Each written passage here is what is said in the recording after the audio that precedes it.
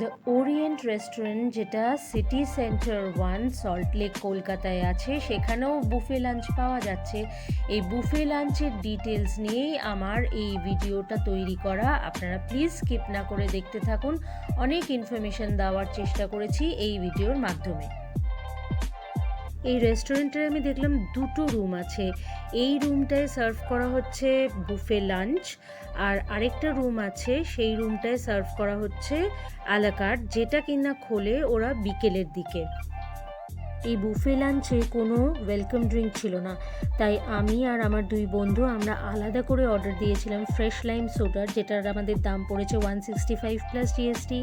কোকেরও same price পড়েছে 165 plus GST. আর mocktail একটা নিয়েছিলাম, যেটার নাম হচ্ছে অরেঞ্জ ফিজ মোহিতো, যেটা আমাদের পড়েছে 325 প্লাস জিএসটি। এই অরেঞ্জ মোহিতো যেটা ছিল সেটা যথেষ্ট টক ছিল, খেতে ভালো কিন্তু খুব টক। এরপর আমাদের টেবিলে সার্ভ করা হয় স্টার্টারের মধ্যে ছিল chicken popcorn, pan fried fish chilli garlic স্টাইলে, ভেজিটেবল স্প্রিং রোল, আর ছিল পোট্যাটো ফিঙ্গার পেপার সল্ট। এই স্টার্টারের মধ্যে ফার্স্ট আমার ভালো লেগেছিল চিকেন পপকর্ন, আর সেকেন্ড হচ্ছে ওই প্যান ফ্রাইড ফিশটা। বাদবাকি ভেজ আইটেমগুলোও ভালো, স্প্রিং রোলটাও ভালো, পোট্যাটো ফিঙ্গার পেপার সল্ট অতটা ভালো লাগেনি আমার। আর সুইট কর্ন স্যুপ ছিল, যেটাও আমার খুব সাধারণ টেস্ট লেগেছে। তবে আমার চিকেন পপকর্নটা আর ওই ফিশটা এত ভাল লেগেছিলো যে আমি মেন কোর্সে চলে গিয়েছিলাম। মেন কোর্সে এক সেট আমার খাওয়া হয়ে গেছে, তারপরে আমার না ওই ক্রেভিংটা হচ্ছিলো যে আমি আরেকটু খেলাম না কেন চিকেন পপকর্ন। তো ওদের রিকোয়েস্ট করেছিলাম, ওনারা আবার আমাকে দিয়ে গিয়েছিলেন এই চিকেন পপকর্ন আর প্যান ফ্রাইড ফিশটা।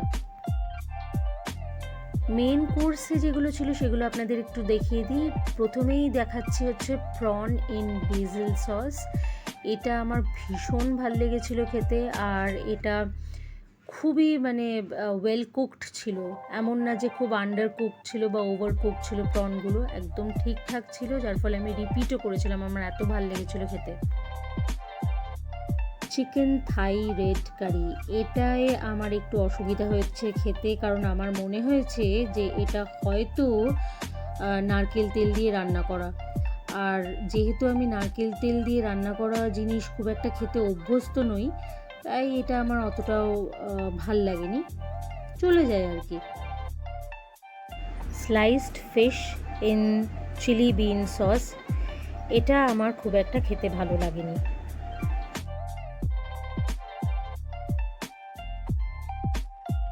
আর ছিল ভেজ হাক্কা নুডল আর ভেজ ফ্রাইড রাইস। এখানে আমি একটা জিনিস নোটিস করলাম যে ভেজ আইটেম আর নন ভেজ আইটেম হলেও এই দুটো স্টেপল আইটেম যেগুলো আছে, যেমন হাক্কা নুডল আর ফ্রাইড রাইস, এটা কিন্তু ভেজ রেখেছেন ওনারা, যার ফলে যে নন ভেজ সেও খেতে পারে, যে ভেজ সেও খেতে পারে। যেগুলো দেখালাম সেগুলোই আমি আমার প্লেটে সাজিয়ে নিয়েছি। প্রনটা তো আমি বললাম আমার অসাধারণ লেগেছে, আর বাদবাকিগুলো ঠিকঠাক লেগেছে, খুব ভালো লাগেনি আবার খুব খারাপও লাগেনি। এবার আপনাদের দেখিয়ে দিই ভেজ আইটেমে কী কী ছিল।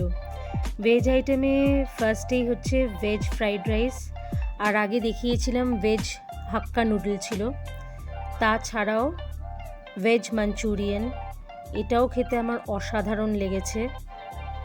ভেজ থাই গ্রিন কারি, এই ফ্লেভারটা কিন্তু আমার বেশ ইন্টারেস্টিং লেগেছে, কারণ এইটার মধ্যে লেবু পাতার গন্ধটা খুব ডমিনেন্ট ছিল। তো আমি ওনাদেরকে জিজ্ঞেস করেছিলাম যে এটা কী লেবু পাতা, তো ওনারা তখন বলেছিলেন যে এর মধ্যে কাফির লাইম লিফ আছে। এবার থাই কারিগুলো সাধারণত কোকোনাট অয়েল দিয়ে তৈরি হয়, কিন্তু এইখানে কোকোনাট অয়েলের ফ্লেভারটা একেবারেই বোঝা যাচ্ছে না এই লেবু পাতার গন্ধের জন্য। তো আমি তো এটা আমার বেশ ভাল লেগেছে খেতে। আমি তো বলবো যে ভেজ আইটেমগুলো এখানে খুবই tasty. Cottage cheese in Sichuan sauce, এটা আমার অনেকটা চিলি পনিরের মতো খেতে লেগেছে। ভেজ আইটেমগুলো আমি আমার প্লেটে সাজিয়ে নিয়েছি। আচ্ছা, আমি 3টে স্যালাড ছিল, সেই 3টে স্যালাড না আমি অ্যাকচুয়ালি দেখাতে ভুলে গেছি, তো আমি প্লেটেই নিয়েছিলাম। তো সেটার মধ্যে একটা ছিল থাই র পাপায়া স্যালাড, আরেকটা ছিল হচ্ছে কিমচি, আর আরেকটা ছিল পিকেলড ভেজিটেবল। ডেজার্ট সেকশনে ছিল ক্লাসিক কোকোনাট পুডিং, যেটা আমার খেতে খুব ভাল লেগেছে আর এটা খুব ইন্টারেস্টিং, আর আমি বলবো এটা মাস্ট ট্রাই। আচ্ছা, আর ছিল ডারসেনটাতে আমি সবসময় বলি যে এটাকে আমার খাজার মতো খেতে লাগে। আর তাছাড়াও ভ্যানিলা আইসক্রিম ছিল। ডেজার্টের মধ্যে আইসক্রিম ছিল, আর আইসক্রিমের মধ্যে একটাই ফ্লেভার অ্যাভেলেবেল, সেটা হচ্ছে ভ্যানিলা আইসক্রিম। এই বুফেটা আমাদের পার হেড পড়েছিল 660, মানে 629 প্লাস 5% জিএসটি। এটা উইকডেজে এই অ্যামাউন্টটা দিতে হয়, উইকেন্ডে মানে স্যাটারডে সানডে এটা পড়ে 799 প্লাস জিএসটি। বুফের প্রাইস বা মেনু সবসময় এক থাকে না, তাই আমি সাজেস্ট করবো যে আপনারা যখন এই বুফে খেতে আসবেন একটা ফোন করে নেবেন। আমি ফোন নাম্বার আর অ্যাড্রেসটা ডেসক্রিপশন বক্সে লিখে রাখলাম। এই বুফে আর এই রেস্টুরেন্টের পজিটিভ আর নেগেটিভ অ্যাসপেক্ট বলবো আপনাদেরকে, কিন্তু তার আগে দেখিয়ে দিই দ্য ওরিয়েন্ট রেস্টুরেন্টের এটা আরেকটা রুম যেখানে কিন্তু বুফেটা সার্ভ করা হচ্ছিল না। তো আমি এই রুমটা আমার এত ভাল লেগেছে, এত ওয়েল লিট আর এত ভাইব্রেন্ট, আমার মনে হয়েছিল যে বুফেটা এখানে হলে বেশি ভালো হতো, কারণ বুফের রুমটা একটু ডার্ক আছে। আর বাট আমি বুঝতে পারছি যে ওদের হয়তো ওখানে সেট আপটা করতে সুবিধা, তাই ওখানেই বুফেটা করা হয়েছে। আমাদেরকে বলা হয়েছিল যে এখানে বিকেলের দিকে এই পোর্শনটা খোলা হবে, তবে আমরা কিন্তু ঢুকে ছবি তুলে সেলফি তুলে তারপর ওখানে একটা ব্যালকনিও আছে যেটা আপনাদেরকে দেখিয়ে দিচ্ছি, এখানেও ছবি টবি তুলে ওনারাও আবার হেল্প করলেন আমাদের ছবি তুলতে, তো করে তারপরে আলটিমেটলি বুফে খেতে চলে গিয়েছিলাম ওখানে। এই ওপেন স্পেসটায় খেতে বেশ ভালো লাগবে শীতকালে, আর গরমকালে বেশ গরম এই জায়গাটায়, কারণ এখানে তো এসি নেই, তাই শীতকালের জন্য আইডিয়াল এই জায়গাটা। আর এখানের ভিউটাও খুব সুন্দর, কিন্তু আমি দেখিয়ে দিচ্ছি আপনাদের ভিউটা, এত সুন্দর ভিউ, মানে এখানে বসে যারা খাবে তারা রাস্তা দেখতে দেখতে আরামসে খেতে পারে। কিন্তু একটাই প্রবলেম যে এত গাছ দিয়ে যদি রাখা হয় তো এখানে যারা বসবে তারা তো মানে নিচটা এত সুন্দর ভিউ আর এত সুন্দর লোকেশন, তো সেটার আনন্দটা নিতে পারবে না যদি এই গাছগুলো ভিউটাকে অবস্ট্রাক্ট করে।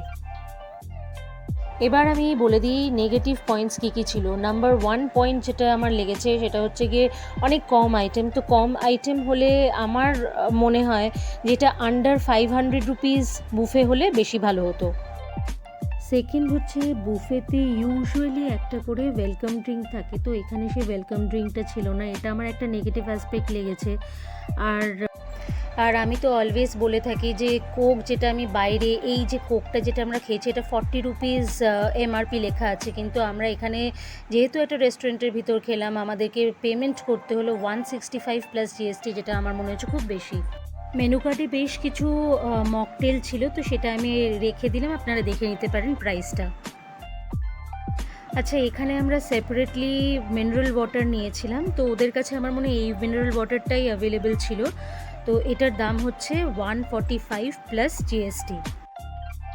থার্ড নেগেটিভ অ্যাসপেক্ট যেটা আমার মনে হয়েছে যে এখানে সার্ভিস চার্জটা ভীষণ হাই, মানে 10% অফ দ্য টোটাল বিল।